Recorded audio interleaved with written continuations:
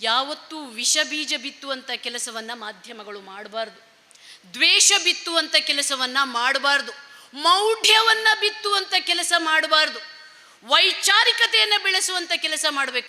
ನೀವೆಲ್ಲರೂ ಕೂಡ ಯಾವುದೋ ಒಂದು ಪಿಕ್ಚರನ್ನು ನೋಡಿ, ಯಾವುದು ಒಂದು ನಾರ್ಮಲ್ ಆಗಿ ನಾವು ಯಾವುದಾದ್ರೂ ಒಂದು, ಈಗ ಒಂದು ಹೀರೋಯಿನಿನ ಇಟ್ಕೊಳ್ಳಿ, ಯಾವುದಾದ್ರೂ ಒಂದು ಹೀರೋಯಿನಿ ಯಾವುದೋ ಒಂದು ಗಾಗ್ರಾ ಚೋಲೆ ಹಾಕ್ಕೊಂಡು ಬಂದ್ಲು ಅಂತ ತಿಳ್ಕೊಳ್ಳಿ.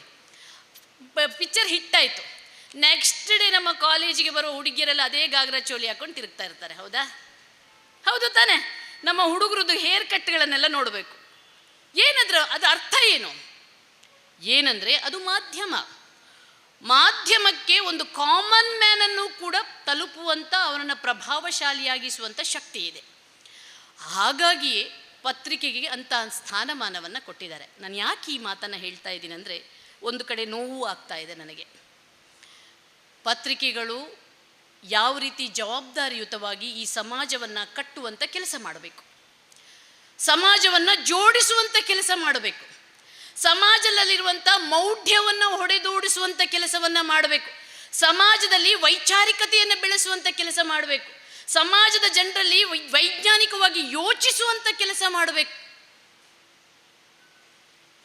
ಯಾವತ್ತೂ ವಿಷ ಬೀಜ ಬಿತ್ತುವಂಥ ಕೆಲಸವನ್ನು ಮಾಧ್ಯಮಗಳು ಮಾಡಬಾರ್ದು. ದ್ವೇಷ ಬಿತ್ತುವಂಥ ಕೆಲಸವನ್ನು ಮಾಡಬಾರ್ದು. ಮೌಢ್ಯವನ್ನು ಬಿತ್ತುವಂಥ ಕೆಲಸ ಮಾಡಬಾರ್ದು. ವೈಚಾರಿಕತೆಯನ್ನು ಬೆಳೆಸುವಂಥ ಕೆಲಸ ಮಾಡಬೇಕು. ವೈಚಾರಿಕತೆ ಅಂತಂದ್ರೇನು?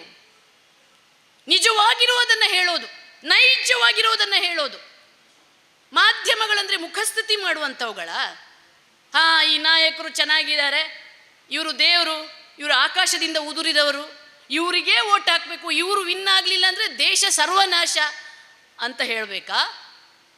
ಅಥವಾ ಯಾರ್ಯಾರು ಹೇಗೆ ಯಾವ ರೀತಿ ಇರ್ತಾರೆ, ಈ ಸಮಾಜದ ಉದ್ಧಾರಕ್ಕೆ, ಈ ದೇಶದ ಉದ್ಧಾರಕ್ಕೆ ಹೇಗೆ ಇರಬೇಕು ಅನ್ನೋದನ್ನು ಸ್ಪಷ್ಟವಾಗಿ, ನಿಖರವಾಗಿ ಸತ್ಯವನ್ನೇ ಹೇಳಬೇಕು. ಆವಾಗ ನಾವು ಸತ್ಯವನ್ನು ಹೇಳ್ತಾ ಇದ್ರೆ ನಿಮಗೂ ಬುದ್ಧಿ ಅಂತ ಇದೆಯಲ್ಲ. ಈಗ ವೀಕ್ಷಕರಾಗಿ ಅಥವಾ ಓದುಗರಾಗಿ ನೀವು ನಿಮಗೂ ಬುದ್ಧಿ.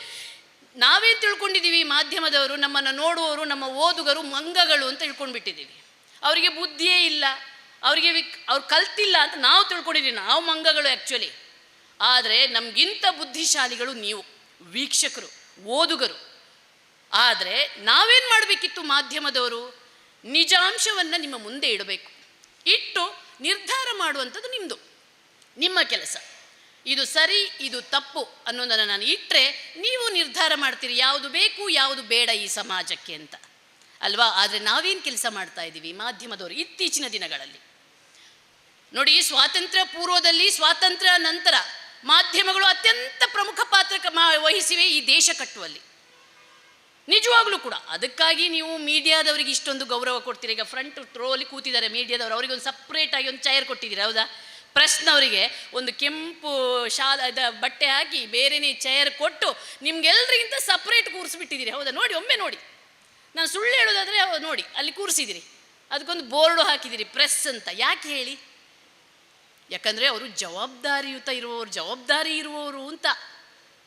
ಉಳಿದವರಿಗಿಂತ ಹೆಚ್ಚು ಜವಾಬ್ದಾರಿಯನ್ನು ಹೊಂದಿದ್ದಾರೆ, ಸತ್ಯ ಹೇಳ್ತಾರೆ, ತಿಳಿದವರು, ಜ್ಞಾನವಂತರು, ಹೆಚ್ಚು ಓದಿರ್ತಾರೆ, ಸಮಾಜಕ್ಕಾಗಿ ಓದ್ತಾರೆ, ಸಮಾಜದಲ್ಲಿ ಜನರಿಗೆ ಒಳಿತನ್ನೇ ಹೇಳುವಂಥ ಒಂದು ಶಕ್ತಿ ಇದೆ ಅಂತ ಅವರನ್ನು ಸಪ್ರೇಟಾಗಿ ಕೂರಿಸ್ತೀರಾ ಅಥವಾ ಫ್ರಂಟಲ್ಲಿ ಕೂರಿಸ್ತೀರಾ. ಮಾಧ್ಯಮದವರು ಅಂತ ಆದಾಗ ಅವರಿಗೊಂದು ಗೌರವ, ಎಕ್ಸ್ಟ್ರಾ ಗೌರವವನ್ನು ಕೊಡ್ತೀರಾ. ಆದರೆ ಇವತ್ತು ಆ ಮಾಧ್ಯಮಗಳು ಆ ಗೌರವಕ್ಕೆ ತಕ್ಕುದಾಗಿ ವರ್ತಿಸ್ತೀವಿಯಾ ಅನ್ನೋದನ್ನು ನಾವು ಯೋಚಿಸಬೇಕಾಗಿದೆ. ಆ ಜವಾಬ್ದಾರಿಯನ್ನು ನಿಜವಾಗ್ಲೂ ನಿರ್ವಹಿಸ್ತಿದ್ದೀವಾ ಅನ್ನುವಂಥದ್ದನ್ನು. ಈಗ ವಿಜಯಲಕ್ಷ್ಮಿಗೆ ನೀವು ಇಲ್ಲಿ ಸನ್ಮಾನ ಮಾಡಿದ್ರಿ, ನಾನೇನು ದೊಡ್ಡ ಘನಂದಾರಿ ಕೆಲಸ ಏನು ಮಾಡಿಲ್ಲ, ನಿಜ ಹೇಳಬೇಕು ಅಂತಾದರೆ. ನಿಜ ಹೇಳ್ತೀನಿ, ಅದು ನನ್ನ ಕರ್ತವ್ಯ. Actually it is my duty.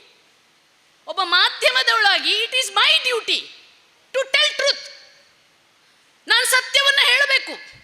ಎಲ್ಲಿ ಭ್ರಷ್ಟಾಚಾರ ಆಗುತ್ತೋ, ಎಲ್ಲಿ ಅನ್ಯಾಯ ಆಗುತ್ತೋ, ಎಲ್ಲಿ ದೌರ್ಜನ್ಯ ಆಗುತ್ತೋ ಅದನ್ನು ನಾನು ಹೇಳಬೇಕು, ಜನರನ್ನ ಜಾಗೃತಗೊಳಿಸಬೇಕು. ಜನರಿಗೂ ಕೂಡ ಆ ಒಂದು, ಹೌದು ನಮಗೆ ಅನ್ಯಾಯ ಆಗ್ತಿದೆ, ನನಗೆ ದೌರ್ಜನ್ಯ ಆಗುತ್ತೆ, ನನ್ನ ಮೇಲೆ ಶೋಷಣೆ ಆಗ್ತಿದೆ, ನಾನು ಕೂಡ ದನಿ ಎತ್ತಬೇಕು.